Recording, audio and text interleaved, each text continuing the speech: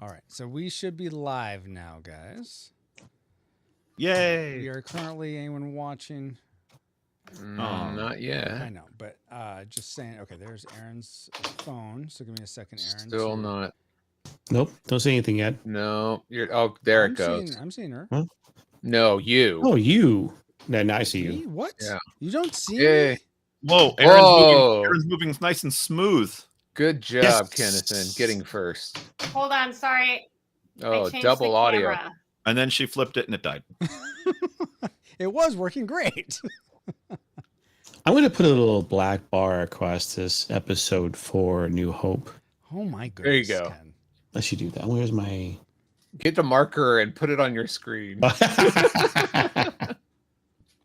got like some kind of like small little... What is happening? I don't know. It's like the camera flipped and now it's just focusing on the reverse camera or something, Aaron. I'm not sure why. I know. You're Hold not on. pointing it at you. Oh, There you go. There There you you go. are.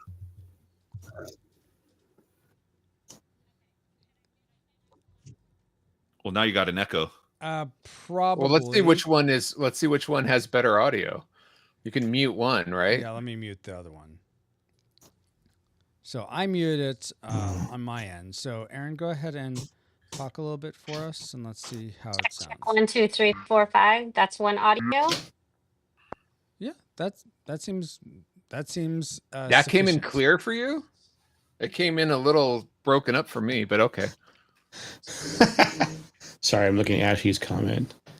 Okay, Just say being your proper. camera angle. Voltron, Aaron. Say it, Voltron now. Voltron. Yeah. Voltron. Okay, All right. Okay, ditch the laptop. All I right. think so. Though I Okay, think. bye. Okay. Yeah. Now, In the middle of our stream, all of a sudden, Aaron's just going to go, oh, by the way, I Voltron! Yeah. Mhm. Ashley, what does Ashley say? Boot to the camera angle showing like 2/3 of the room. Looks like I'm going to be staying in the. Oh, do you want me to put the green screen up so you can move? I am. Alright, I give me a I like second, the way she guys. waited till everyone was on stream watching. Yes. I know. Well, she didn't see it beforehand because we weren't streaming. So So you're not letting her No. sing. Will you at least let her move around? I can't hear 'Cause- you, Paul, if you're talking to me. No, it was me. Why would I talk to you? I feel like I'm ruining it because I'm. this No, way. it's cool because you're standing right between me or sitting right between me and Francisco on the stream. It's Oh, it's cool. as long as it's visually pleasing to you guys in that way, that's good. I like it. It's something different too. Aaron, how many of your students always just now go 6, 7? Oh, 6, 7. Oh my God. gosh. Oh my Wait. gosh. Too many. That happened the other day. Someone told me that. I had no idea what it meant. It really doesn't mean anything. It's just a thing that kids like to insert in where you could be like, what time is it? And they'll be like 6, 7. I don't know. It was Francisco's kid talking about that the other day. Or like today I was counting and I ended on 7 and they went, oh, 6, 7. Oh So my it's gosh. just, Now it's yeah. Try having 20 middle schoolers sitting in the two front Oh, rows on no. Sunday, and you go, we're going to read Judges 4, and we're going to read 6 and 7, and they just go, it's like, okay. 6, Okay, 7. How long Aurora, is you're this grounded. gonna? Why is Wow. that a thing? My It's- There. okay. Nobody knows. Okay. I fixed your thing now on my stream. Just I'm says glad, just Ken. Star Wars. Glad you fixed it. Congratulations. Okay. There's no new hope for you. Okay, the Yes? script is, you sent that to me on Facebook. I'm not logged in on Facebook on my computer. Can you email it to me really quick? Yes. So Yeah. I am noticing with your sound, Aaron, it keeps going like bzz, bzz, or something. That's what I was trying to tell you before, but no. If Well- someone wants to watch this live, what's the best place for them to go to? Well, they could go Kennethan? Wait. twitch.tv/retro rewind pod or youtube.com/retro rewind pod, whichever of those is easier for the person. But Or Aaron, Rumble. are you still Yeah. using your earbuds or are you talking just to the phone? I have my AirPods in. Really? Okay. She could be one of the droids. Would you mind These aren't the trying- droids you're looking for. Will the other earbuds that you had connect to your iPhone or no? No, they have a different port. Okay. Why is it doing that? Okay, give me a second. Press your AirPods. Refresh that. iPhone mic. I'm gonna switch it. This probably is not gonna be as good, but I'm gonna switch it to the iPhone microphone and just see how that sounds, Aaron. So can And you for talk you Okay. watching the stream, sorry, we're at the slow and boring part. Paul's favorite. Where R2D2 is doing his work. Yeah. This Okay. is the maintenance you don't see behind the So, scenes. Paul, how does that Yeah, sound to right. you? I'm not hearing the buzzing thing. Are you? I Aaron, don't know. Have her like Yeah. say a few sentences. Yeah, tell us, Aaron. How about this? Tell us what your favorite thing. Voltron. That's my favorite thing about it too. Tell us your favorite.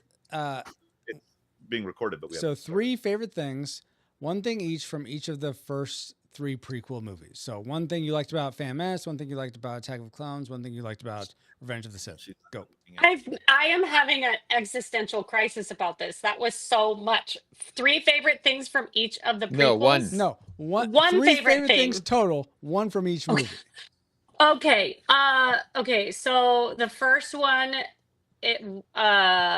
shoot, Phantom Menace. Well, I liked looking at Ewan McGregor. Okay. All right. Fair. All right. The next one is Attack of the Clones, right? The thing from that I liked was I think I liked the scene in the arena where they're like fighting the different creatures. Yep. That was fun. And then Revenge of the Sith. I think I just liked watching Anakin's character change so much in that one. Perfect. The character development there. Thank you, Aaron. That is No, very she helpful. lied. Her favorite part was the love story dialogue in Attack of the Clones. Oh my gosh. No, That it's was the because I'm best. so in love with you. Sand. Yeah. It gets everywhere. It gets everywhere. So, Of course. Paul, how'd you? Yeah. I that sounded good to me. Fine to me too. All right, cool. Then let's go ahead and get this show going, guys. So I'm so sorry. this is not the worst it's ever been, Aaron. This happens. It's part of the podcast. Are you kidding me? Oh yes, it's- we've been through worse. Yes. Wow. so- Okay. After 332 episodes plus, yes. Yes. So thumbs up if you're ready to actually start the podcast, guys. Oh my gosh, Paul. Okay. Yes, at long last, Ashley. Here we go. Okay. So it's Aaron and Paul. Oh, I need to email you the script. I'm sorry. I'm like the 20 other things you've been trying to do. Yeah. No worries. Because I never log into Facebook because all my passwords are saved. Yeah, And I totally get I've that. never logged in on this computer. Killing me, Smalls. I'm killing myself here, Smalls. This is so bad. Let's see. This is okay. Yeah. Okay. So Aaron's gonna start. Email. The normal email, Aaron. Yes, please. No, the weird email, Aaron. Oh my gosh. No, send the email that's just for spam that I give telemarketers and stuff. Send to that email. That I never check. Yeah, exactly. Come on, computer, type faster. Or don't type at all. That's great. Can you remind me what movie we're doing again? Episode 4, A New Hope. Just that, nothing else. I didn't watch that one. Oh my gosh. You don't have to watch it. It's the game we're reviewing. I'm here. My gosh, Paul. Okay. As long as you beat the first level, you're fine. You have enough to talk about. You'll get the gist of the game. Star Wars script. My favorite Star Wars game, since we're waiting, is probably the original arcade where you're doing the TIE fighter. Ooh, nice. Yeah. Dude, Have you I've got a seen? The X-Wing? Go ahead. The arcade game where you're sitting and has the joystick and you're doing all the. Yeah. Oh, the one that's like kind of a bubble that you sit in. Yeah, That one's amazing. Love that one. That one holds Oh. up. Okay, that is Francisco, sent to you, did- Aaron. Okay. All right. Have you guys seen the video where it says when your dog starts whining, but he sounds like a TIE fighter? No. I Yes. have not. No. Oh my gosh, it's so funny. That It's sounds a awesome. basset hound. And every time he starts making the sound, they put a clip of a TIE fighter That flying is by, and awesome. it legitimately does sound like a TIE fighter. That is strong. It's real good. Okay, then here we go, guys. Now that let me know when. Well, when does you got it. Aaron are you ready? I am. Okay, Awesome. good. All right, then let's go ahead and start in 5, 4, 3, Hello 2, there. 1.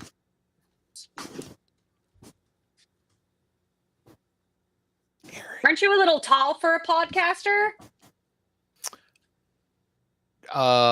That's not the script I have, I Francisco. know. I changed it in the Facebook, Paul. So I am not on Facebook. I know it doesn't matter. The rest of the line is fine. It's just All right. I realized. Oh, I wanted it to be a more podcast. All right, fine. I guess I'm a little tall for a podcaster. Is that better? Do we have to All right. start over now? No, Well, not. eventually we'll get this. Yeah. Okay. Anytime, Aaron. Okay. Aren't you a little tall for a podcaster? Huh? Oh, the uniform. I'm PaulJPowers.com. I'm here to podcast with you. You're who? I'm here to podcast with you, and I've got your microphone, and I'm here with Oh, dang it! Francisco. I forgot about that part. Sorry. Edna mode. Edna Mode is Edna right. mode. So you're using your AirPods? Or Yes. Okay. Do they have a number attached to them, like AirPod? Why don't you just say you've got your microphone? Everyone knows what that means. Well, Aaron's AirPod because Pros they say 2. R2 unit in the thing, so I was trying to come up with some sort of like number thing, letter number Alright. thing. I've got your AirPod Pros. I'm here with Francisco. You can't hear me because I got your AirPod Pros. Okay, I'll put that. I like that. AirPod Pros. Okay. So just take it from Paul. You just go with I'm here to podcast with you, and we can continue. I'm here to podcast with you. You're really quiet all of a sudden, Paul. All right. Is this better? Hello? No, that's weird. It's one of those nights. Yep. Let me It's check. one of those nights. So Here, let me pause. Down. Say a prayer because we didn't pray at all.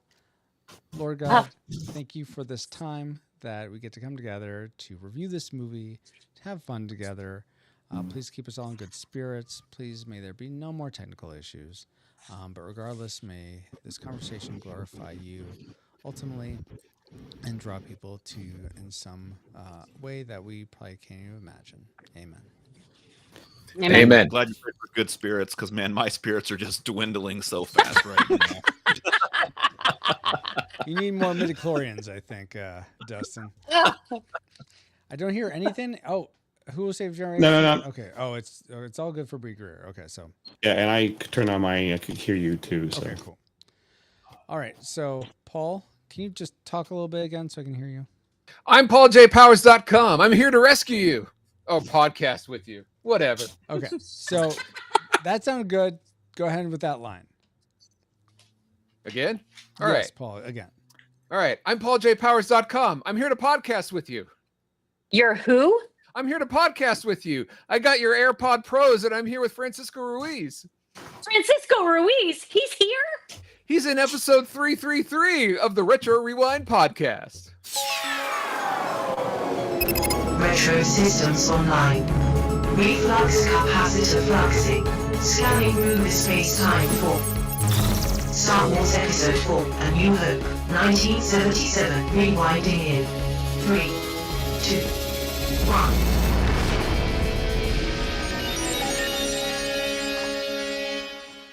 Welcome, rewinders and new listeners, to the Retro Rewind podcast, where we take a fresh look at movies and games from 15 or more years ago. I'm your captain of the pod, Francisco Ruiz.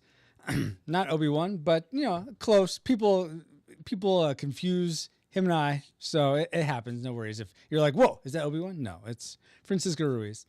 And I am joined by your excellent mind, Paul, the PaulJPowers.com Luke Skywalker Powers. Hello there. Or Obi-Wan also, maybe. And also for this discussion of the film, Star Wars Episode 4, A New Hope, or to some, they may think of it as just Star Wars. Not just Star Wars, Star Wars. We welcome back aboard clergy officer of the pod, Dustin Warford. Hey, Dustin. Hey, it's a trap. Don't fall into that Star Wars Episode 4 mumbo jumbo. It's Episode 4. Be sure not to. In addition, we are glad to have back aboard communications chief of the pod, Aaron Wallace. Hey, Aaron. Hey, how's it going? Going well. And Aaron, this is actually your 10th time on the podcast after all these years. So you are. I should have had confetti. I thought that's what that glowing thing above you was. That's These aren't the droids you're looking for. So you are promoted to communications officer of the pod. Congratulations. Indeed. And but the fun doesn't stop with Aaron. We also have back aboard engineering officer of the pod, Ken Cummings. Hey, Ken. Obi-Wan Kenobi to you. And it's Star Wars. Hello there. Hello there.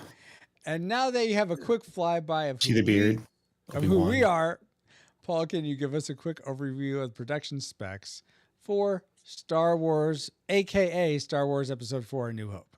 Yeah, the first one. Okay, sure. Star Wars Episode 1, A Phantom Menace, was released Paul, May 16th, 1999. We covered that already. What?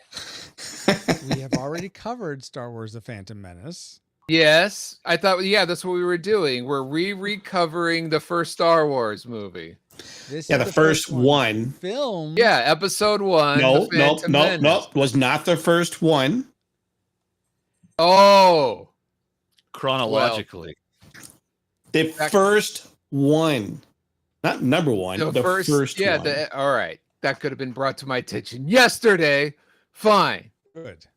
Go back and watch Star Wars,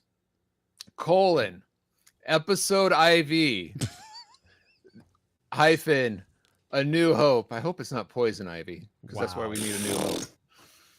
All right. The release date was May 25th, 1977, and it runs 2 hours and 1 minute.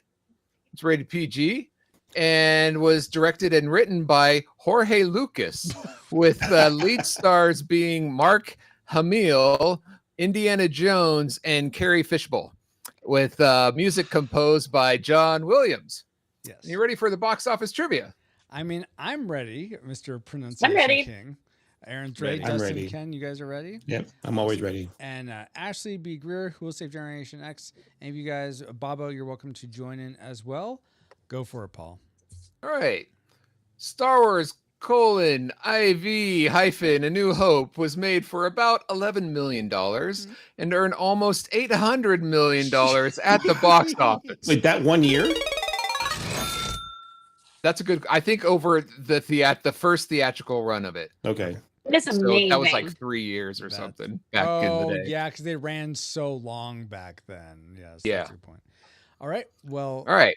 that's amazing. Go ahead, Paul. Normally, I would ask how high in the box office you think this ranks in the movies that ran theatrically in 1997, and anyone who does not say number one would be 77. Not 97. Six, Yeah, or- 77 six or too. 7.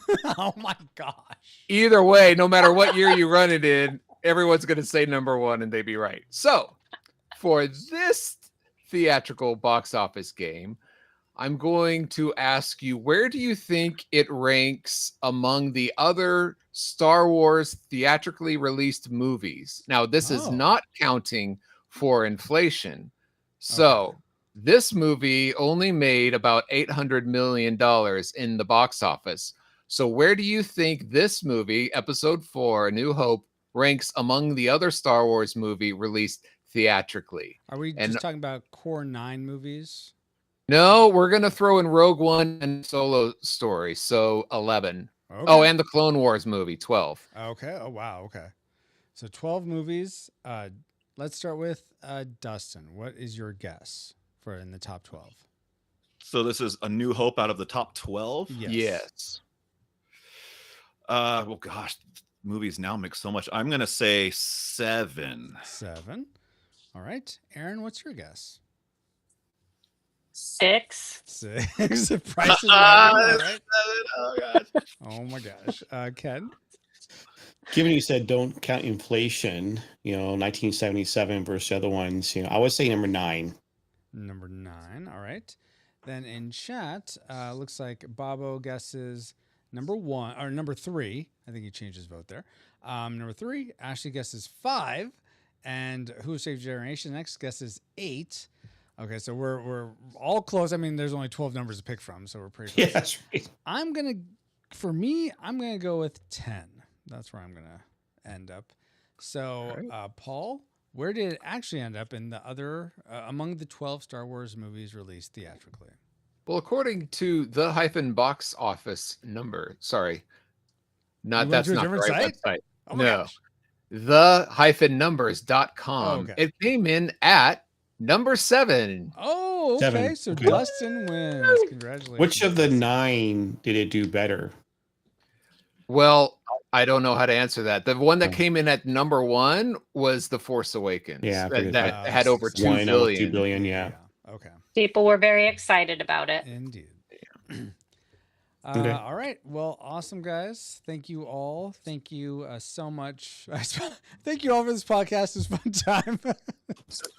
No, but thank you for those factoids, Paul. And let's see if any of them factor into our memory mind meld or subsequent roundtable discussion, which we'll get into once Alice has located our target film. Alert. Alert. Target located. Spoilers incoming. Establishing analysis vector. A long time ago, in a galaxy far, far away, Here they come. Star Wars, Coming in too fast. an adventure unlike anything on your planet. It's an epic of heroes and villains and aliens from 1,000 worlds. Star Wars, rated PG. Hey, you got it right. Star Wars, no Yeah. episode. Well, yes, it's an old commercial. Of course, they got it wrong. But what did we get wrong in our memories for Star Wars, aka Star Wars Episode 4: New Hope? Let's find out in our memory mind melt synopsis for this film. A long time ago, in a galaxy far away, Mufasa, who is strong in the Force, but clearly can't tell who his daughter is when he interrogates Princess Vespa. Her twin brother, the Joker, is incredibly whiny and wants to go to Toshi Station to get some power converters. But the blind butler, Bensamum, finds him, and they hired the fugitive and a walking carpet to take them to Alderaan. Never trust a Grand Moff, and TMI knowing Luke and Leia are siblings. They lose their Jedi mentor in the process, and Luke stays on target and takes down the Death Star.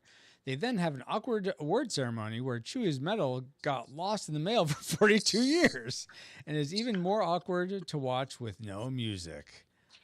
Wow. I mean, I would say 90% of that was correct, but some of it was deceptive. Who would watch it without music?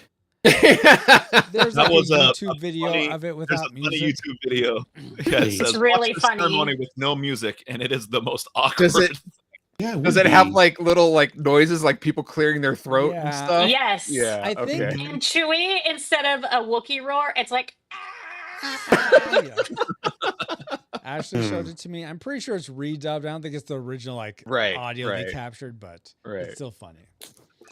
All right. Well, yeah. So those memories were a little flawed, but based on them, What reign did they lead you to predict for Star Wars before you rewatched it? Did you remember it being classic, nostalgic, or tragic? Let's start with you, Aaron. What was your prediction for this film? Unequivocally classic. Classic. All right. Dustin, how about you? I think it would be a tragedy to say anything other than classic when you think about this movie. So tragic. Okay, that's odd, but Classic. I misheard. I think yes, classic. All right. Ken, how about you? Classic with no episode. Really? Okay. Well, I'm afraid you're going to say classic 4. So I mean, Oh yeah. my goodness.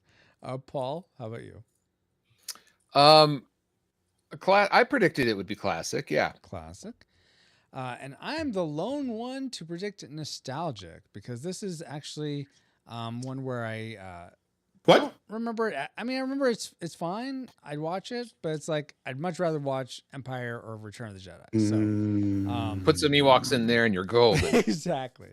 I did neglect to ask everyone when they first saw this movie, so we can go real quick. I'll just say I saw it on VHS. Paul, I don't remember. I think it was. Oh, all right. My earliest memory is watching it on the TV during those family night specials where it would come on in the middle of the week on network television. It would sometimes run for like 2 nights over 2 nights. Mm-hmm. We would clear our schedule and watch it then. watch it there. How about you, Ken? Did you see it in the theater? So it came out in May of 1977, and I was living in Galeem, Michigan. They only have a theater there. We moved to Warsaw, Indiana that summer. And so I think August of 77, because they've actually re-released it in the theaters. I saw it in the theater, 1977. I was a month shy of 13. Mm-hmm. Very cool. Aaron, when did you first see it? Honestly, I don't remember. I grew up with this movie on in my house, whether it was the made for TV version or what we recorded off of the TV or Exactly, a VHS. yes. I Yes. don't remember, but it was a long time ago. Gotcha. And Dustin, how about you? I actually never saw this until the remasters in the theaters in the 90s. Oh, really? Oh, nice. I'm totally kidding. You're kidding Totally me. kidding. Oh. Oh my I'm gosh. totally kidding. I was questioning your fandom, Dustin. No. I was questioning your age. Right? Yeah. I Being was questioning no, it whether or not wasn't. you were really a big deal. I similar to Aaron, I don't remember not having seen this movie at some point in my life. Right. So Mhm. being in a large family, I'm number 7 of 15 kids. By the time I came around, the movie was already owned on VHS. It was just a regular on the playlist. I probably honestly saw this movie the first time before I was even one, sitting on someone's lap. Like it's just this movie's a part of my life. I don't remember not seeing it. Okay. Yeah, like Oh, that look at relic that. Ken's holding right now. Yeah. Love it. Yes, that is very awesome, Ken. All right, Ken. For those that may be just listening, Ken is showing his actual VHS copy of Star Wars Episode 4: A New Hope. Star Wars. No, like Kenneth and I watched Project 77 4K, which is the restoration of the 35 millimeter print blown you up in did? 4K. Oh, cool. So, and I watched whatever the latest. No, it's not whatever latest edition they have on Disney Plus. It's the 4K discs that came out, whatever latest one that was in the year 2025. Gotcha. Okay. So I did the audio commentary on that after watching the original, like Ken did. All right. So I don't know if my parents had the VHS tapes when they first came out. All I know is that whenever I watch TV, right, I would always hope to hear the 20th Century Fox logo and music, Yeah, the long version. Then it would go. Then I would see the Lucasfilm In green. Yes. Yes, it's on. Yes. Yep. No, it's awesome that we have so many fond memories of seeing this as kids, young adults, teenagers. So with those memories probably came a lot of things that we liked in this film when we watched it this time today in our adulthood. And let's talk about those things. Alice, spin up our Best bits. yes, our best bits, the things we liked most about Star Wars Episode 4, A New Hope. Haha, Ken. You forgot the colons and the hyphens. And it's IV according to the internet. Oh my gosh. Anyway, hold on. I think I need to do Edna mode. Because Yeah, good. Because you it's- said episode 4. You're right. Good. no, that's not why. Is it? Whenever I'm talking, I'm not coming up in the big screen, so I'm. Oh, it's just me. It's Yeah. working for you. Is working for Aaron. Dustin, say something loudish. Voltron. Yes. Sorry. Dustin. Ken, can you say something loud, please? Voltron. Okay, so it's just not working for me. All right, great. Woohoo, you win, Francisco. I win the lottery. Good for me. Okay, let me see if I can find this. I like a captain who leads from the back. Oh my gosh. Okay. Wait, it means we're out front getting shot. Wait a minute. Yeah. Oh, okay. Yeah, sorry. So advanced scenes. I'm trying to think is what I want. He's Yeah. being punished for calling it episode 4. So Yeah. That's That's what it what's is. happening. yeah. Edna mode. Yes, Edna mode. Just in case you forgot. Slow and boring. We need some Star Wars music that won't get you flagged for copyright. One lone French horn. Really? That's going to be the one you're doing? Well, it doesn't. It's so old and obscure that it doesn't seem to be flagged on the copyright. Really? That's awesome. I It can just hear the happens to be coconut. from something. Show. Why is it showing that one? We could go to the intermission music. Yes. It's all on you, dude. I'm trying. No, you need to do the Jedi theme. Put on Star Wars music. Yeah. Come on, Paul. Put on Star Wars music. All right, you want to get flagged? Flagged for copyright and shut down. That's his show. I also play this music to annoy Francisco because he knows what Yeah. it's from. Unfortunately, One of the I do. greatest comedies ever. One of them. This song is from what? Monty Python and the Holy Grail. This is Search their the Holy Grail. intermission music. Oh, Yeah, in the movie, it lasts all of like 7 seconds. okay. But this is actually taken from the end credits where it lasts longer. But if I'm talking, it should. La la la. Okay. Oh, is it just? Wow. Okay, that's weird. All right, is my music throwing it off your testing? No. I just need to. It's because I need to make it so that it just registers me sooner for whatever reason because my voice isn't picking up as well as it should be. I think. Make it better. Okay. Yeah, I'll get right on that. Thanks. All right. So I think Just a that fish wound. should have fixed it. All right. So now I'm talking. All right. There we go. Now it's working. Okay. Oh. Why are you awing about it? Castle of It's just a model. Okay. Sorry about that, guys. We can get back to the festivities. We just did. Way to All cause right. a problem. Jeez. Such a troublemaker tonight. I'm glad no one else had any issues getting ready for tonight. Yeah, I'm so glad nobody else had any issues getting ready for this evening. So there's probably some awesome things we liked about this movie, Star Wars, and let's get into that, guys. Let's start with Ken. What's one thing you liked about this movie? So it's the original one and only, no episode number. Han's redemption. Oh, I watched the theatrical release. I did not want to watch any of them that had Han shot at the same time, or Guido shot first, because Han shot first. And he's the redemption story of him coming back and helping Han out, Luke outright, and love of a friendship and a woman and rebellion. It's like one thing. That's why I hate about the Solo, the movie. Ron Howard's a great director, but they made Han Solo a nice guy who does bad things. He just has to. He's a nice guy, but he does kind of weird things, sometimes. Right? No, he was a bad guy.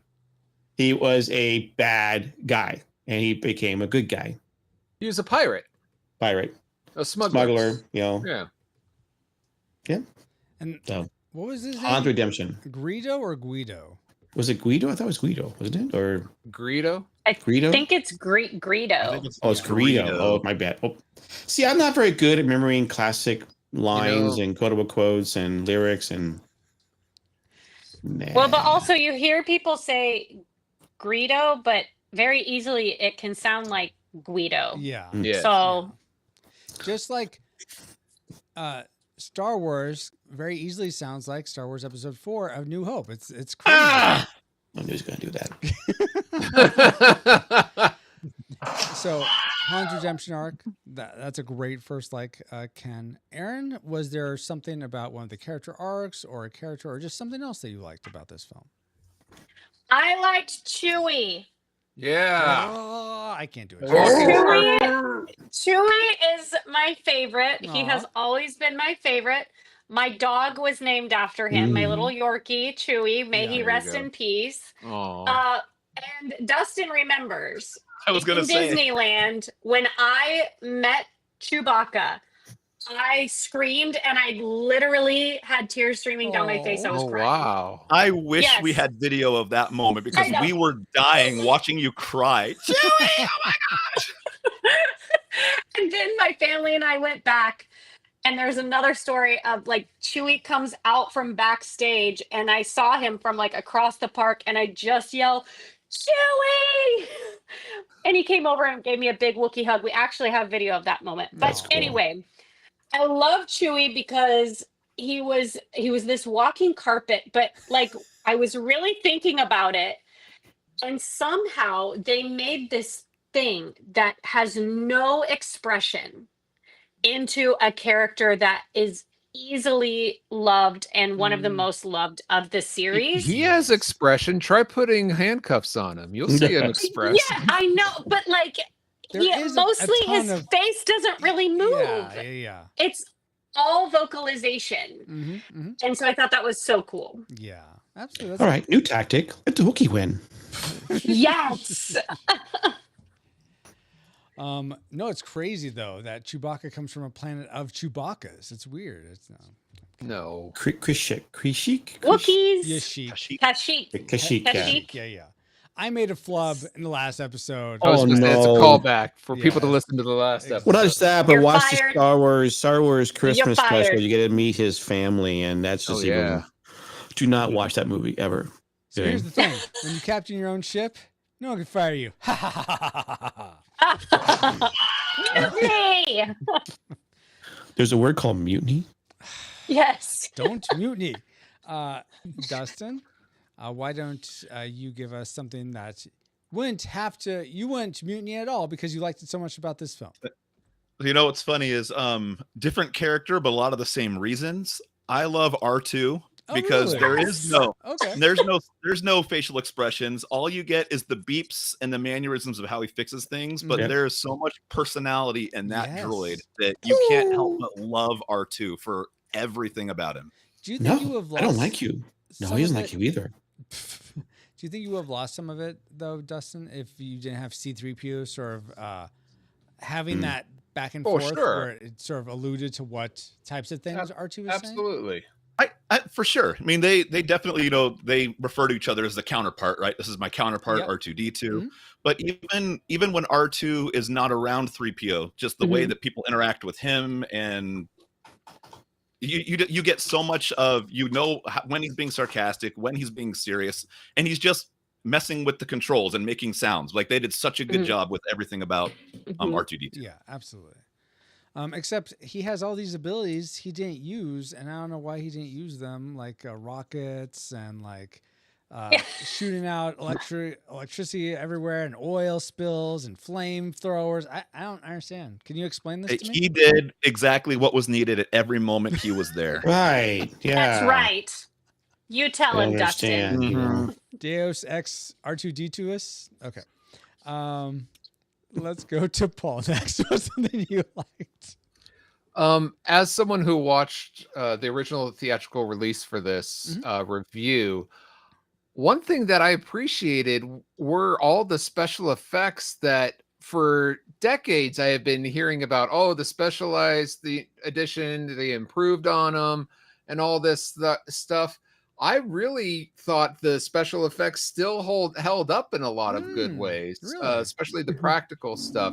And we've talked about this in previous episodes. 2D animation on live action, if it's done right, works so well. Yes. In absolutely. fact, when I watched the latest edition, where they with the commentary, where they had all the special stuff on there, and yes, the colorization and everything works much better, and some of the details are much crisper, and everything looks better, except, and even like the lightsabers and all that, all the mechanical stuff, all the real people stuff, like extra stormtroopers look good. It's the aliens that they added into it that look like a PlayStation game or or one of the, like, you're watching an episode of the Clone Wars. Yes. But so unfortunately, I think it's too much, but I think the original special effects still hold up in a lot of good ways. Awesome. Okay. For me, it wasn't any of the characters. It wasn't the special effects. And I watched the special edition. Actually has DVDs of, I think it's the first special edition version. I don't know. There's a few of them, but it's one of those. So it has the Jabba the Hutt scene, and some of that stuff, but which we'll talk to a little bit later. But the thing I appreciated for the movie, even with that added fluff that I feel like it doesn't need, I feel like I was so impressed with how well paced this film was. It was like light speed compared to the last two movies of Attack of the Clones and Revenge of the Sith. This just like moves. I'm like, oh wow, okay. Boom. And I was anticipating, okay, this is gonna be kind of a slog. This is the slower of them, but it's over 2 hours. Yeah, I thought it was longer than the 2 hours it was, but it still didn't feel like 2 hours. It went by very swiftly. So I was very thankful for that. That's so much story and character progression and alien worlds and so much is packed into this very well, not small, but packed into this size of a movie. So I really like that. Yeah. Well, if you watched the remaster, it had to be over 2 hours then. I guess so. I'm going 2 hours off of what IMDb says. So yeah, 2 hours 1 minute. That's what. But I'm thinking, like, if you watch the remaster, all the additional scenes, it had to be longer. That's just yeah. Okay. But just going off what you said, Francisco, that was actually going to be my classic maker, but I'll change that. But yeah, people, all the screenwriters, teachers, and books on how to write screenwriting, they all mention Star Wars just because how well it's written and crafted, and not formulaic, but it follows the Joseph Campbell's hero's journey, and it is so, like you said, so well paced, and there's things in between to help keep the story going. It is just a master of how to structure a story. Yeah, absolutely. Doesn't it make you wonder why George Lucas himself couldn't replicate that for the ones he directed? I know. I know. Seriously. Well, when you get politics involved, it's a snooze fest. Yeah. See Shin Godzilla. Anyway, let's see. So now that we've all gone through our likes, because we have such a larger crew, we're just going to go right to classic makers, the things you loved most about Star Wars. And Paul, you said that was your classic maker, the pacing, or yeah, but I have another like that I'll throw it that I could throw in there instead. Okay, then yeah, go for it, Paul. That is the music by Sir John Williams. Yes. Wait, You ruined it by pointing it out. No, It's true.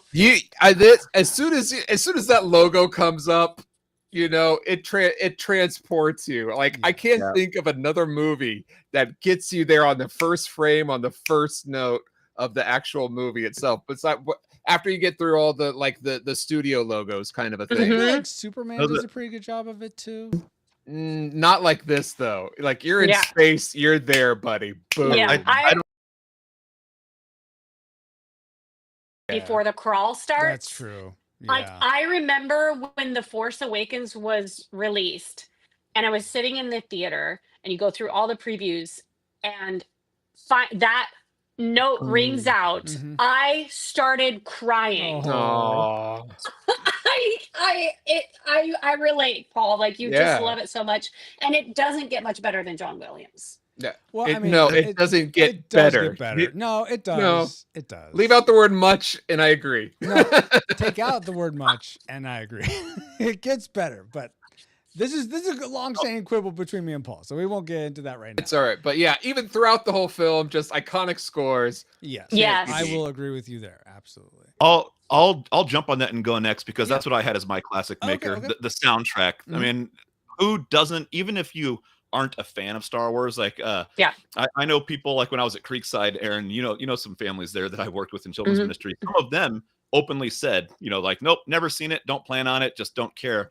But I guarantee you, if you started playing the song, they would know exactly what song it Yep. is, what it's from, because the soundtrack is that iconic. And you guys were talking about when that first note hits. Every time I watch the movies, as soon as it says a long time ago in a galaxy far, far Yep. away, I start waiting for that note. Like just the Yep. anticipation is there. You know what's going to come. And you can't help but just be like, it's a hype song. Like you Yeah. as soon as Mhm. it hits, you're excited, engaged, ready to go. And I feel that way almost about any song that plays. The Imperial March starts to play, you know what it is and you know what's coming. It's the movie does such an excellent job with the entire soundtrack. Yeah, absolutely. My other one was the practical effects. You guys touched on that, but Oh, they yeah. hold up. I love them. I will add this little story since Ashley wasn't on this episode, but she relayed the story to me that I thought was pretty cool. She'd never seen the movies, but her dad had the vinyl record of the nice. score of Star Wars, and she actually remembers, if I'm getting this right, remembers listening to that and thinking it was like a really great score. And she then saw the movie a few years later or something, but 1 year later. But yeah, it's just cool that score could resonate with someone who had even not seen the movie. So I'm curious though, Aaron, what resonated the most with you about this film? What was your classic maker? Honestly, I had a lot of things that contribute. Like I would agree with the film score. I would agree with the real sets, the makeup, the models. It's so good, ahead of its time. But I think I want to go with like the world that George Lucas created Yeah. and the characters that he created, Yeah. because there was nothing like this back then. Like I like Star Trek existed, right? Mhm. But Right. this was somehow still space, but so vastly different and so incredibly creative with the characters. Like, I mean, to add in Chewie and C-3PO and R2-D2 and Darth Vader, that are these costumed, like emotionless creatures that are embodied, and he found a way to give them life. Yeah. It's just so cool. And their main characters. Right. Yeah. Absolutely. Yeah. Yeah, the the characters actually my classic maker is very much related to that, Aaron. So I'll go next with mine. And that's Luke, Leia, and Han are just so likable, and I'm rooting for them throughout. I know, and it's funny, I know it's almost a meme that Luke is whiny in the first one. I actually didn't notice that too much. Other than I want to go to Tashi Station and pick up power converters. That's the only thing where he's somewhat whiny. Right. But the rest, I don't feel like he is at all. He's very likable. I want him to. I want what he wants. I think that's what you want from your protagonist. You want to, you're in their shoes. You want them to get where they want to go. And I want to be. oh my gosh. I want to see him dancing. Okay, we're not doing Little Mermaid, guys. Little Mermaid 4, A New Hope. That movie's part of my childhood. So I just really enjoyed watching those characters, how they related to one another.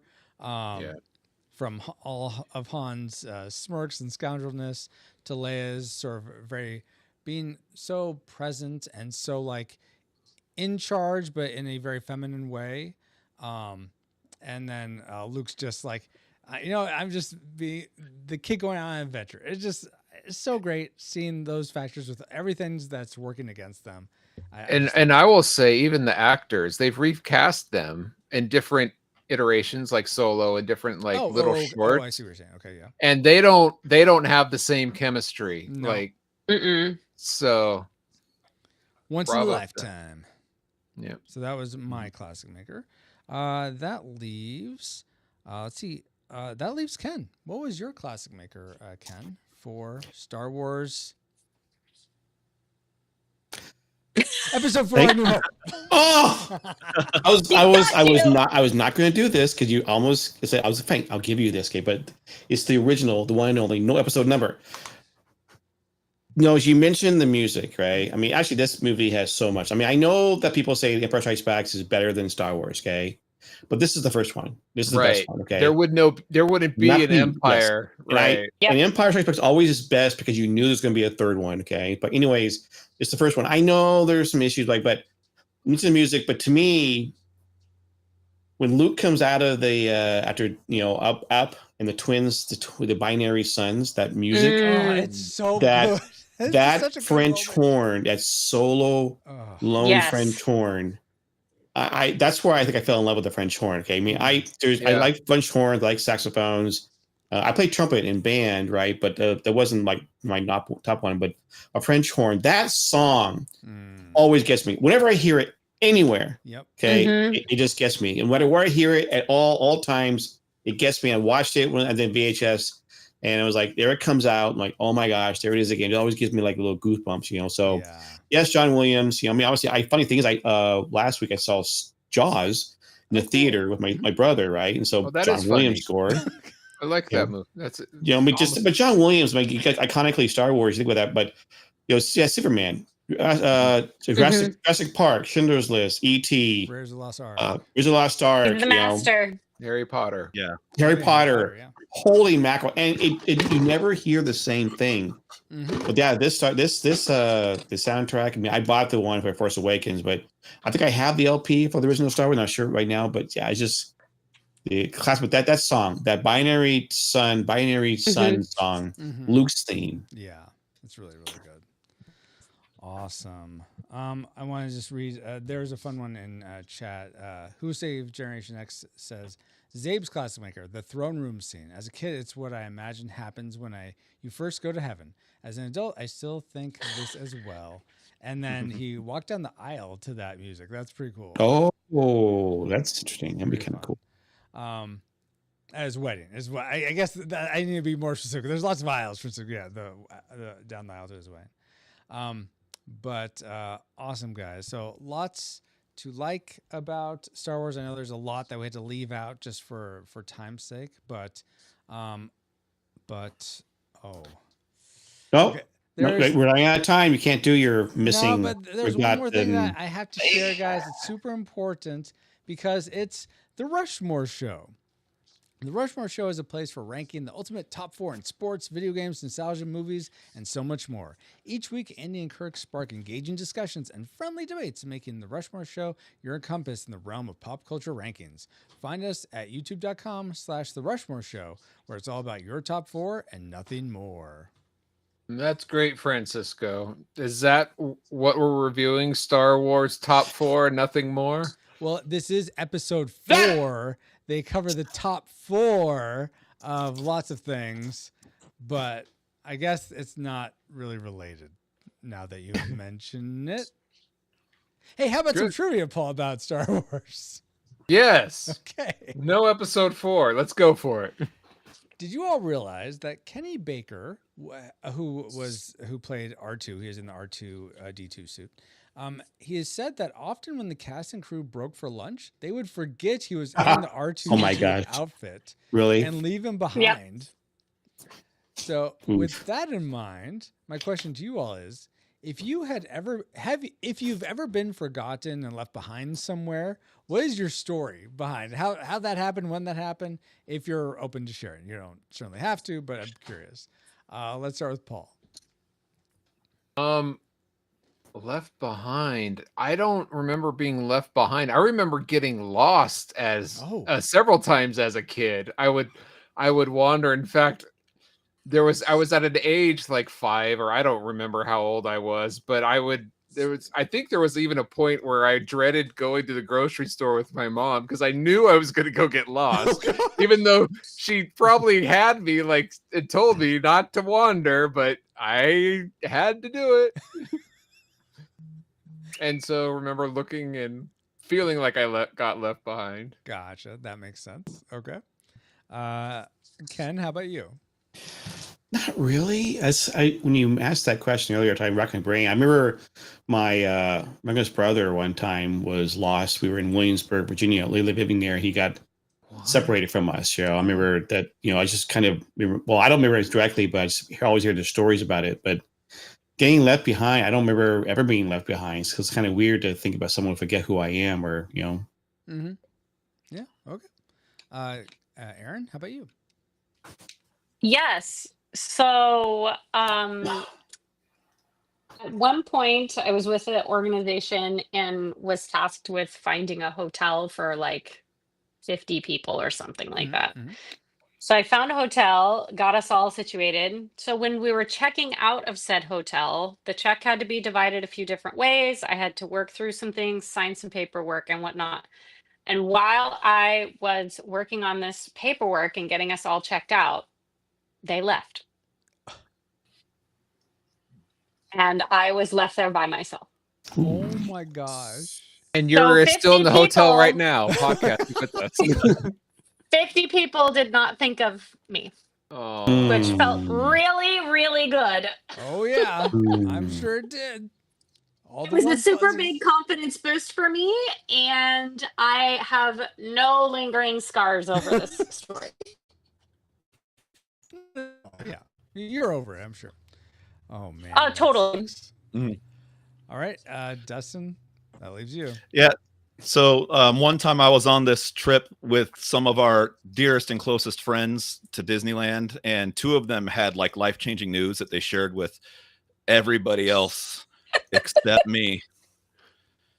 And it went on for another month or so. And finally this news came out and they're like, "Oh, sorry, Dustin, we told everyone else on the trip except you this was going on." Is one of those people here with us? I've never forgiven Aaron for this moment. You know why we didn't tell you, Dustin? No, that why? Because he would have blabbed to everybody. A real story where I was almost left behind was actually our missions trip in Mexico last year. We have a group of 20 people. I was slated to preach at the church we were going to go visit, and then the one of the team leaders, i.e. Mark Hanskin, asked me to go back, grab some of the supplies because we were going to do an outreach right afterwards. So I go to the back of the building. I'm loading up all these supplies because it didn't get loaded before. I go to the front of the base and everybody's gone. Oh, wow. And I'm like, wait, where's everyone? And there's only one missionary left who lives there full time. He goes, they got on the buses and they went to the church. And I'm like, well, there's not going to be a message if I'm not there. Oh my gosh. So he drove me to the church and everyone goes, oh, we were wondering where you were. I was like, who did the head count? Mark.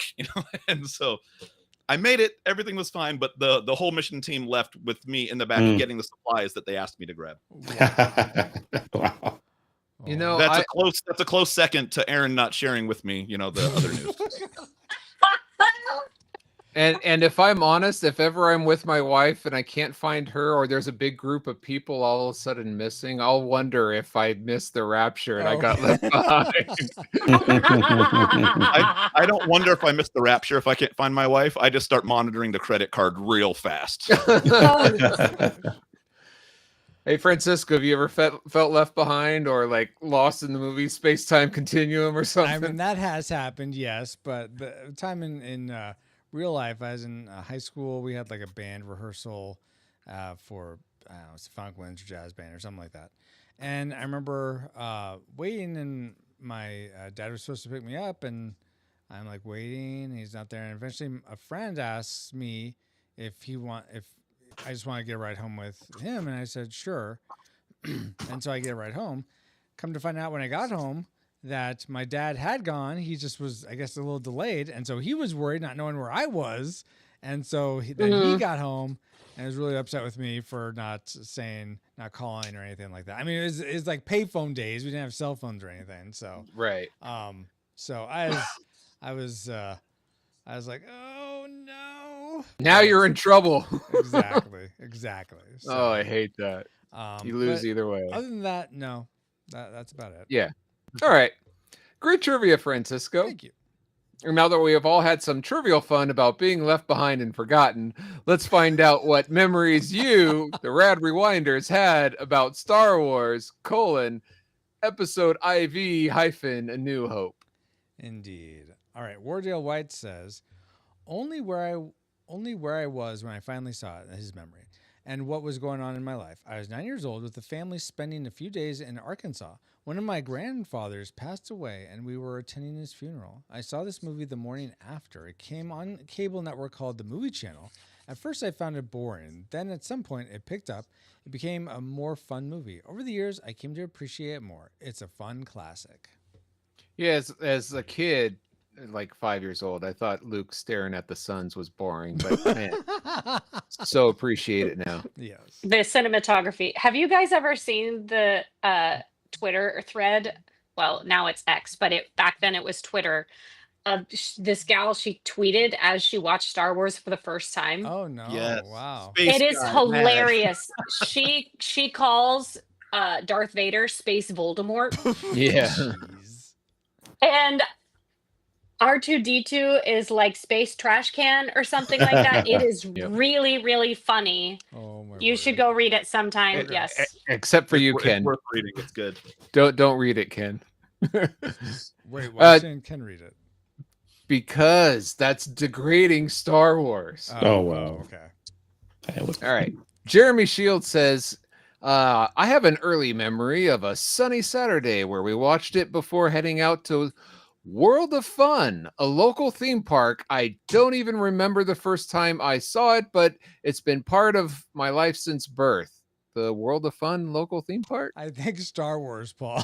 Oh, May 25th, 1977, it was released. May 26th, 1977, I was born. Oh, wow. Oh. So, very nice. missed it. If you were born the day before, you could have watched it on your birthday in the hospital theater room. So close. Who Will Save Generation X podcast says, this movie was mine and my brother's babysitter for the summer of 1977 and 1978. And then again in 1979. Yeah, it was in theaters that long. My dad would drop us off and head out to work and pick us up at night when he was done. I was 4 and my brother was 7. It was a different time to be alive. We watched it well over 70 times in the theater within that year's time, and it's my favorite movie of all time. Stone Cold Classic. After that many times, you still like it. Good. And Jeff Ames says, one of my fave from the series. I liked the whole storyline and the bar scene. You'll be dead. And I wonder if there's anything we wish was dead about Star Wars. Let's go. Worst woes.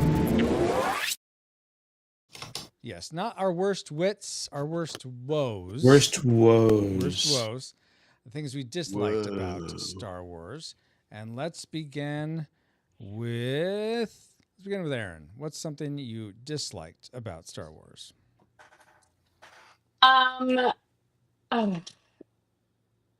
Okay, so I just am going to go with this. I disagree, Francisco. I think that Luke is whiny the whole time. I knew you were going to say that. Point out where. I mean, who's whiny the whole I know time? the whole. Chewie? All he does is whine. You know, Loud you- lines. No, he Was he roars. Are you 17? kidding me? He's 17. He, yes. Is Luke 17 in the movie? Yeah, it's age. The character's age, right? 17. Probably 16, know who- 17, something like that. Yeah. Yeah. Never mind. But Go ahead. it's not just the, I was going to go to Katashi Station to get some power converters. It's like when he's cleaning out R2D2 and he's like, oh no, I'm and gonna get it. he gets really, really whiny sometimes, and it's just a little bit annoying. Interesting. And then, okay. yeah, and then unfortunately, going into one of the future episodes, I feel like we got the whiny Luke back. And I'm like, this is we the did. whiny Luke that none of us wanted. He should stay in A New Hope. We wanted to see Mandalorian cameo Luke. Yes, that's what we wanted. Yeah, I guess for me, I think my threshold for whininess comes from like the young kids, and if you're not hitting that level, I'm like, oh, okay, you're not really whining. So I guess that's what my bar is set to. I mean, I know several people here have kids, so I'm not trying to say that I'm the only one, but it's just interesting. So regardless, My kids never whine, so Yeah, because your kids are perfect, Dustin. Whatever. Perfect angels, blessings from Jesus. I will say Luke is not as whiny as the kids from A Christmas Story. That's a whole nother level. Very true. But he's pretty bad. I think I even got rid of that sound clip. Ah. It's Full so beans, whiny. and so is your old man. Shoot! Okay, there you go. All right, so whiny Luke is Aaron's first dislike. Yes.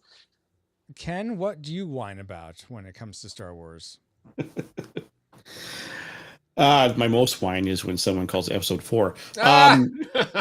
Chewie waiting 42 years for his medal. Oh. When I was watching yes. the throne room scene at the end, right? I'm like, yeah, why didn't they give him a medal? He was co-pilot. He was fighting all the rebels. I mean, I'm sorry, the Imperials on the Death Star. I mean, it's like, why would you not give him a medal? I mean, because are you like xenophobic? That's the whole point. Like the idea is that because he's not human, but he finally got one. But it's kind of interesting. But that's what I thought was tragic. Even though when I watched it for the first 40 years of my life, I didn't think about it being a big deal that he didn't get a medal until it was mentioned in the episode 9, him getting a medal. Like, wait, that's right, he never got one. Oh, You know what? Justice for Chewie. Yeah. And Salvo. Oh my gosh, Paul! I still haven't seen the Jedi from of the last of maybe it's the Revenge of the Jedi movie. What? I don't He know. hasn't what the last sast one's episode called, but I 9. haven't seen it. Rise. so- The Rise last, of the very Skywalker. last one's Skywalker? called Rise of Skywalker. Okay. You haven't Have you seen the Last Jedi, the one Yes, before it? I've seen The Last Jedi and Force Awakens. Oh, I and it haven't scared seen- you off so bad you You can't haven't watch seen the 9. last Okay, I guy- get that. But going off to what you said, Ken, the commentary I watched had different actors and people who worked on the show. It was like cut in pieces, and the actor who played Chewbacca, was that David Prowse? No, No, that Peter okay. Mayhew. Peter Mayhew.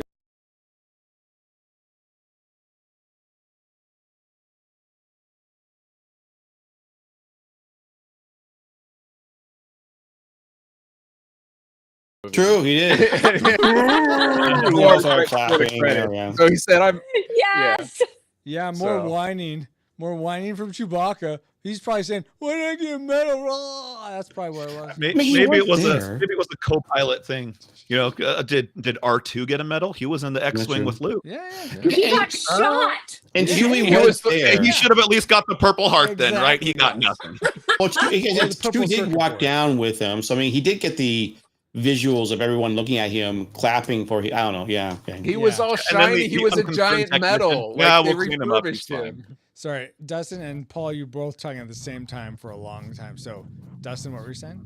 Oh, when he said, he did get shot and they were pulling him down, I said, yeah, and the really unconcerned technician was like, yeah, he'll be fine. We'll clean him up. Yeah. He didn't care. Oh And yeah, Paul, we'll what fix did it you in say? post. No, I was just saying that he got refurbished into a giant shiny metal. He was the metal. Oh, I see. Oh, okay. All right. Well, I've heard better jokes. Paul, Yo. what's something that made you womp womp at Star Wars? So I realized in watching it this time around, after many, I never realized it before. And this is your favorite movie, so this comes with some weight, I will say, if you say this is something you don't like. And this is more of a reflection of the entire Star Wars saga, okay? Or maybe like the first 6. But they call her Princess Leia. Yeah. Right? But what is she a princess of? Alderaan. No. She lives in Alderaan, and her dad was a senator. She's not a king. She's not a princess. I'm sure Ashley knows this, but isn't her well, mom it's a queen? never explained clearly. Queen Amidala, but not. But I mean, of Alderaan, I think she's a queen, and the guy is a consort or something. I don't know, something like that. Bail Organa is a consort. Oh wow, I think so. But you're right. It's not explained, Paul. Yes. Yeah. Leia's adoptive mother is a queen. Yes. Coming in from Ashley. The keeper. Well, of I Star Wars didn't knowledge. pick that up when we reviewed episode 3 in our last episode. Did you? It's adopted. You probably into the have to royal read more family. books. And see, Senator that's Organa's what I wife mean. is It's a diss on Breha on the Organa, movie queen. series. Queen Brea Organa of the peaceful planet Alderaan. There you go. What? So Question answered. Your dislike is that she's a princess, but you don't. It's never. But nobody spoken to ever why. says, "Oh, here's True. the king and here's the queen, and she's True. the princess." All right, that's fair. Well, she got killed. I think it's Well, yeah, before we could find out. but Queen got- that's They fair. did die. I get that, but it's like they had a chance to redeem it in episode 3, but they didn't. What? They didn't. They had a chance to answer it, I should say. Oh, because when he handed the baby, the little girl to Yeah. Bail and his wife. Right. It could have been. She should have been wearing a crown. Yes. Yeah. Or okay. saying So, this no. is the queen of the entire planet. Or maybe she wasn't queen yet. Or- she was a princess. Maybe. All right. Well, It just never occurred to me. Like, she's a princess of what? Well, that was never. Of That's the whole space. point. She's the princess of episode 4. She's the princess of space of That's the the first- Star Wars first step I had to get in universe. there all on that. of space. I think there's a whole And- point about being a galaxy far, far away. It's a fantasy story, and of course, Oh, we think okay. about space and cowboys So and it's kind of like how they knights call. and Jedi and So princesses. Harrison Ford isn't really a captain. Kind of like. How dare you? Paul? I'm going to go with my dislike, All right. and that is, and this is no fault of the movie, but I gotta say it. Coming off of episode 3, that Obi-Wan Vader lightsaber is so weak. Yeah. Weak. Yeah, so agreed. It's bad. always has been. Yeah. Ugh. Have you seen the fan edit that came out No. recently? Oh, yeah. Said, Oh what yeah, if they but did that's this too I saw much. that. They give too much energy into It was Obi-Wan. insanity of Obi-Wan. Look how old Vader Yoda just is when he's going jumping around. flying through walls. You know, the Force. Yep. Mhm. Yeah. Yeah.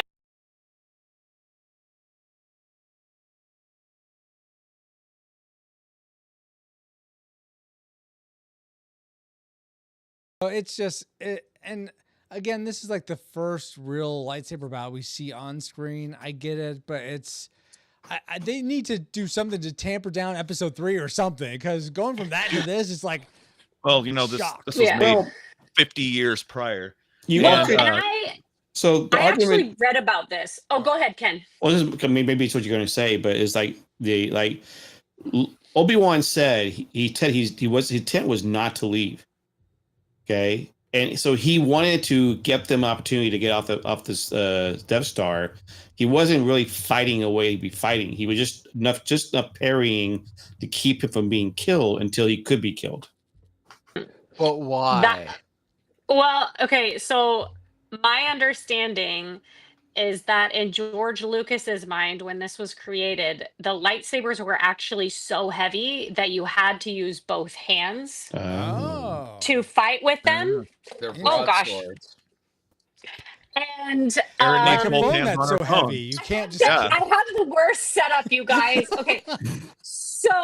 Anyway, that the lightsabers were so heavy, but then when they started to make the movies in more in the 2000s or 1999, I think was when the episode 1 came out.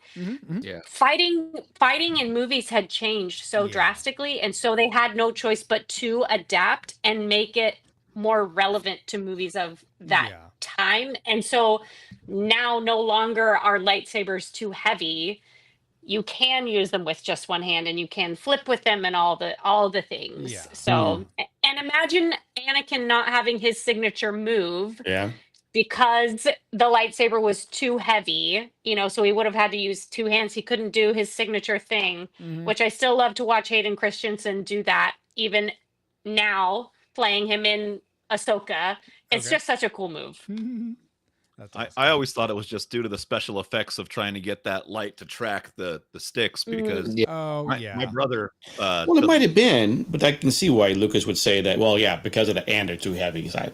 Yeah, my brother does some film editing and special effects stuff as a hobby, and he's done lightsaber videos. And his thing is always, do you have any idea how long it takes to edit that light to follow everything?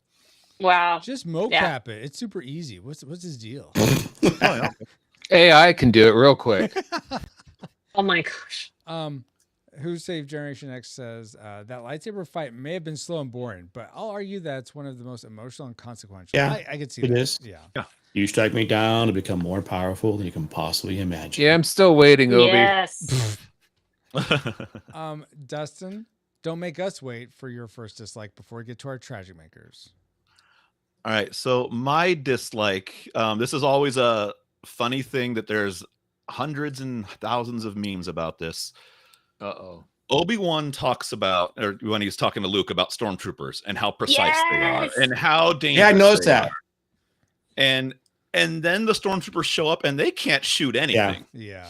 Right? But it's just one of those things like these are the elites, these are the Empire, they are marksmen, they are terrifying, and they can't shoot Luke and Leia standing still on a platform with nowhere to move. Right.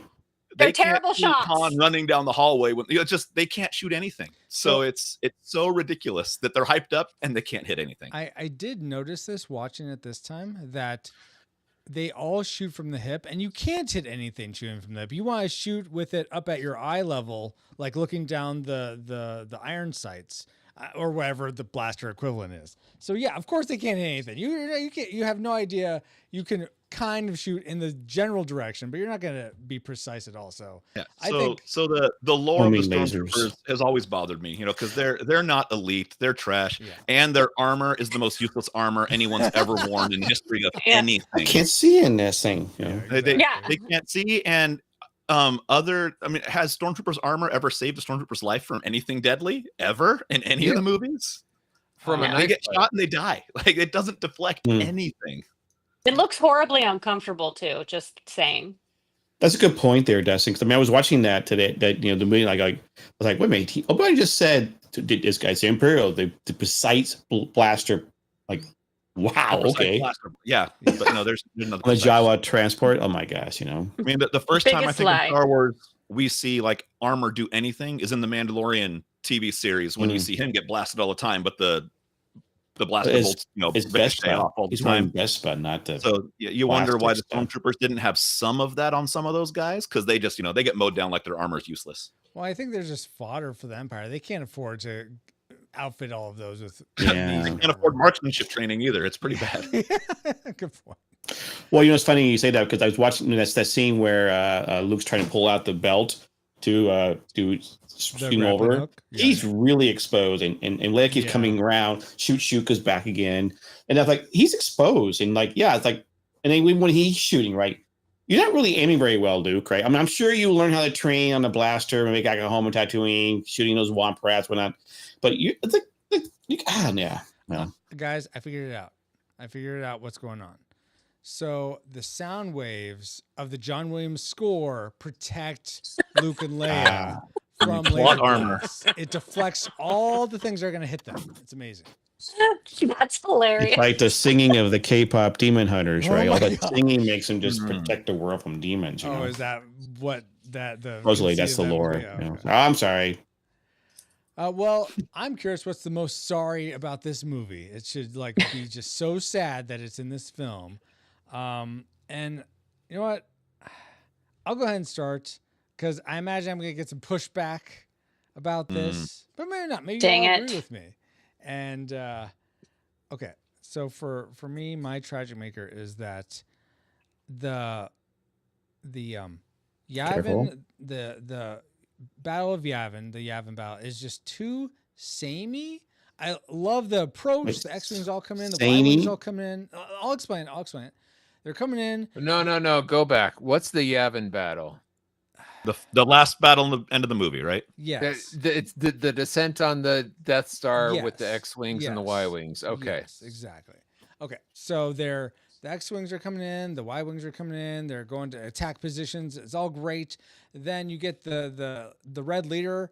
I think he's the first one. He comes down with his like wingmen or whatever into the trench, and it looks so cool. And you're going past, and they're getting shot up. He gets to the end, he shoots it in, and it's like, it's just that's all awesome.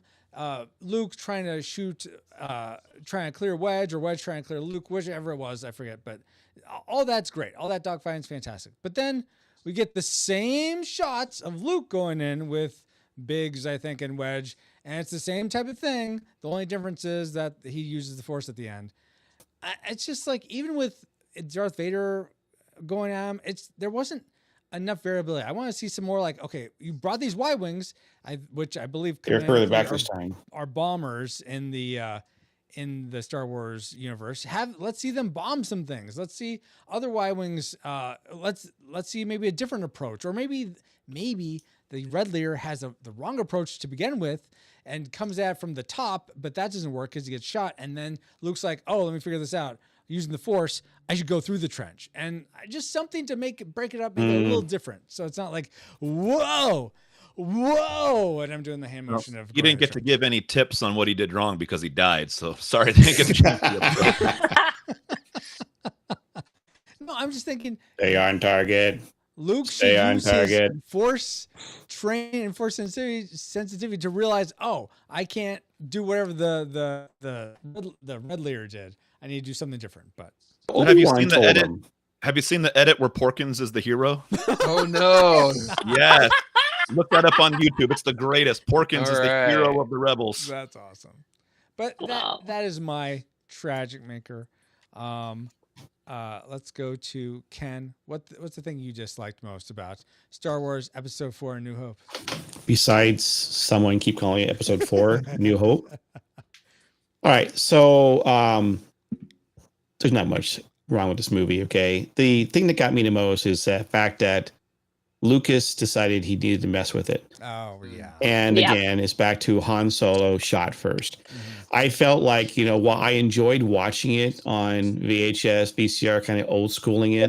Now Yeah. it's not Han shot first. It's Han and Greedo shoot at the same time. Well, and It's been and- changed over the years, right? It's been Right. They It had used- one where it used Greedo to shot be- first, and they both shot first, and no, it was Han shot first. Then I it was know. Greedo shot first, and then now, Yeah. right now, it's both. They both shot at the same time, Yeah. Harrison and Han Ford. hits it. Harrison Ford wore a shirt. Han Han shot shot first. first. Yep. Basically, everyone's right depending on what version of the movie you watch. Yeah. Exactly. I didn't mind watching the VHS because I kind of old schooling, okay. But I watched it mainly because I wanted to watch the theatrical release of Han shooting first. And it I- looks right. Han Yes. doesn't jerk Yeah. Yes. awkwardly to the side. So I know there's a DVD or DVD version 2005 or 6 I read about that is theatrical release. I have the 2004 versions, of DVDs, and so they doesn't have that. So I don't have, and so that's why what bothers me the most. My tragic maker is I had to watch the VHS just to watch the original. Now I know they found some copy somewhere and they showed it in the theater the first time in 40 years, I guess, right? So the original released version of it. I thought it was interesting, right? And I know that to 2027, they are going to be doing a 50th anniversary. I'm not sure what they're going to show, but I just that's what my tragic maker was, that he messed with it. I don't mind the whole, I know he shot scenes of Jabba the Hutt on Tatooine. Yeah. and he couldn't get to work out with either the costume, makeup, whatever, or CGI. Right? I get that. I get the idea of adding more stuff, of more background filler. I think even the explosion of the Death Star, I watched on the VHS and I saw it on YouTube. It's different. It's much more dramatic. Yeah, On explosions I are get better in the special, right? But come on, don't mess with the core. Okay, so. All right. So Yeah. you don't have a tragic maker about the movie itself. It's the special editions of the movie. It's the best movie ever. All right. I mean, mine is one of my dislikes was that comparison between this and the previous movie. So I can't argue. And against yet you that. just did, but okay. But come on, it's not the best movie ever. There are 3 movies I would take to a desert island if you had a VCR, right? Okay. Star Wars, Chariots of Fire, 1776. That's a good one. And It's a Wonderful Life. Can you add Princess Bride to that? Bring 4 movies with you? Yes, That's a good one get too. rid You know? of It's a Wonderful Life. Put on Princess Bride. No, but yes. That's a good one. If I had a 4th one, it'd be good.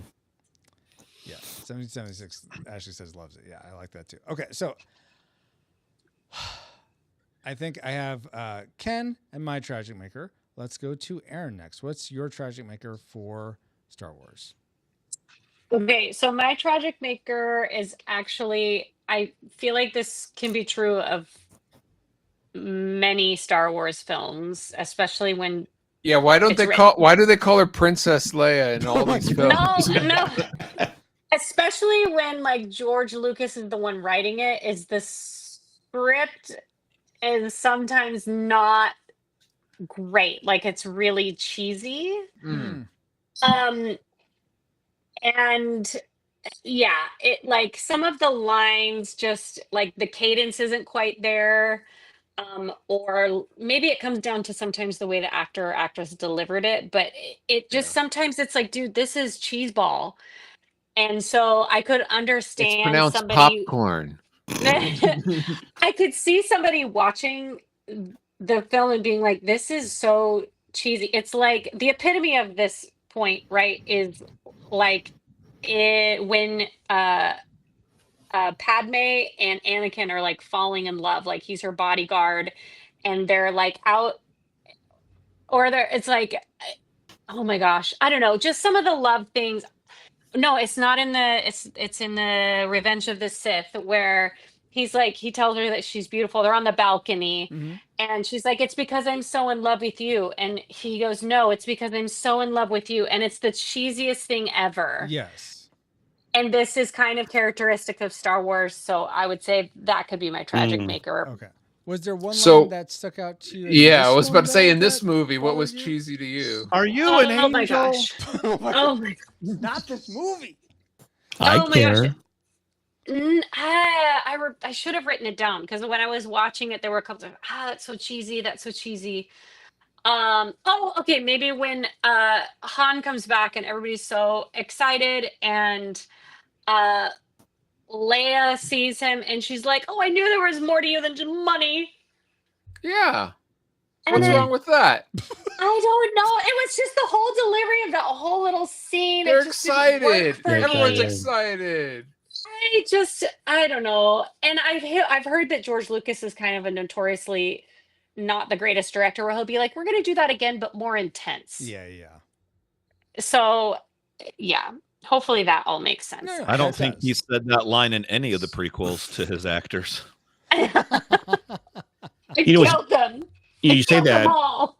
You would say that my wife did not watch it with me. She's like, I don't want to watch it. It's too old. Like, what do you mean old? Old acting. I go, yeah, like old style. I go, what do you mean? Like it's the 70s? You mean? She goes, yeah, like 70s. I go, it was made in the 70s. She goes, exactly. Like, oh, okay, whatever. Come on. Yeah, That's like there's a people certain not amount of watching. cheesiness that is present. I get. And I that's get it. what makes it good. Does it though? Yes. Dustin. More cheese. What doesn't it make it good? What makes this movie the worst? Or what's the worst thing about it, I should say? I'll also go to the final battle, the Yavin fight, Francisco. So you have the Death Star, and it's like it got to clear the planet to hit the moon, right? That's the goal. You can freaking blow up the planet, and it's gonna hit that moon. That's true. All right, that is a the biggest oversight that cost the Imperials their station, right? I mean, You're if they dealing just with would've said, people that don't train their troopers how to shoot, though, Dustin. So you they're don't not even the need to hit biggest the planet brass dead balls center in with the world. Death Star. Just shoot. You're gonna hit it, yeah, and you're that's gonna true. kill it. And don't forget, it I- moves through space. It could I- have jumped over the other side. I wonder how long it takes to repower, because if it does explode and the moon does survive, and let's say it and they're on the other side of it, okay, or at least parts of it, the part that the rebel base is on starts flying through the outer space, they wouldn't know, because it's they're on the other side of the planet and the explosion. So it's theoretically that they could survive. So I think the strategy is think good with for the them to planet- blow the moon. A planet exploding in half of a second, I don't think a moon is gonna be able to survive, or at least be knocked off its own orbit in a way that everything on that moon is now disintegrated, because it's flying across space and who knows how Maybe fast. Palpatine's family is on that planet, so can't So blow it think up. about this. Maybe Rey's the Death mom. Star. Maybe the Death Star was too close to the moon, and if it shot the moon, the shock wave would hit the Death Star. So they have to go around and use the moon as a protective barrier. We got too close to the planet. Hold on. Let's. So that's always been just a funny thing I've noticed. Watch the movie. It's like, hey, we're here. I'll just fire. You're gonna take them all out. Just fire your weapon. Well, and like I said before, like, how long does it take to reset the? Because if they miss, they would have to fire again. They could get on their ships and in Return of the evacuate. Jedi, the second Death Star had a pretty rapid fire thing going. That did shoot pretty quickly. Yeah. Well, But did you notice? Did you notice? That was the second one. Go the ahead, second Death Star. Go ahead. Did I notice what? So when they first blow up Alderaan, the lead up from when they start the firing sequence is much shorter than the one that at the end. It is. I thought it was the same. Dramatic timelines, Yes, Aaron. exactly. But wondered it's that. Markedly longer. Like, this is not the same launch sequence. Interesting. Well, Dustin, who will save Generation X brings up a good point. It shows the arrogance of the true. Empire, that they never perceive it being a problem. Yep. Yeah, that's a So good point. It's true. They were rushing it. I mean, it's like one of the things was it the Last Jedi where that woman, they say, go, go, go, go. And then she turns around the ship and she launches it into hyperspace and blows up all the ships. Like, wasn't that ever done before? I'm like, it's like, maybe don't try those things because might hurt things. But yeah, I mean, why not? I mean, I can see them blowing through the planet like that, and just but then again, why touch the planet? yeah. Maybe it had some great mining ore that they didn't want to destroy. I don't know. But regardless, Paul, that leaves you. What is your tragic make for Star Wars Episode 4: A New Hope? All right.